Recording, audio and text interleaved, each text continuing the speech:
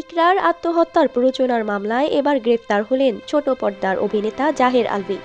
রোজ বৃহস্পতিবার 18 জুন 2026 দুপুরে ঢাকার মেট্রোপলিটন ম্যাজিস্ট্রেট কামাল উদ্দিনের আদালতে আত্মসমর্পণ করে আইনজীবীদের মাধ্যমে জামিন আবেদন করেন আলভী। শুনানি শেষে দুপুর 2:30টার দিকে আবেদন না মঞ্জুর করেন আদালত। ফলে তাকে কারাগারে পাঠানোর আদেশ দেন আদালত। এদিন দুপুর 1:30টার দিকে আদালতে আসে জাহের আলভী। পরে দুপুর 1:56 শুনানি শুরু হলে কাঠগড়ায় দাঁড়ান আলভী।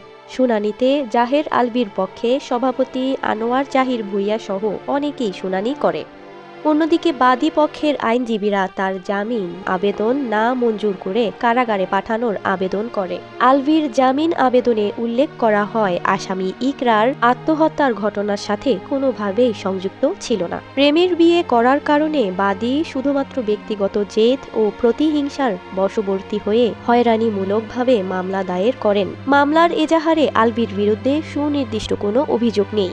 ঈদ উপলক্ষে আসামি নাটক নির্মাণের জন্য গত 25 ফেব্রুয়ারি নেপালে অবস্থানকালে তার বিরুদ্ধে মামলা দায়ের করা হয়। 1 মার্চ শনিবার বেলা 11:15টার দিকে বাসায় সিলিং ফ্যানের সঙ্গে ওড়না দিয়ে গলায় ফাঁস দেয়া অবস্থায় অভিনেতা আলভীর স্ত্রী ইকরাকে উদ্ধার করে পরিবারের সদস্যরা। পরে বাসার মালিক সহ স্বজনরা মিলে তাকে কুর্মিটোলা হাসপাতালে নিয়ে গেলে চিকিৎসক তাকে মৃত ঘোষণা করেন। পুলিশ খবর পেয়ে কুর্মিটোলা জেনারেল হাসপাতালে গিয়ে মরদেহের রিপোর্ট করেন এবং বাসা থেকে বিভিন্ন আলামত সংগ্রহ করেন। এদিকে ইকরার আত্মহত্যার ঘটনায় শনিবার রাতেই মামলা করেন ইকরার মামা শেখ তানবীর আহমেদ। মামলার দ্বিতীয় আসামি আলভীর মা নাসরিন সুলতানা শিউলি।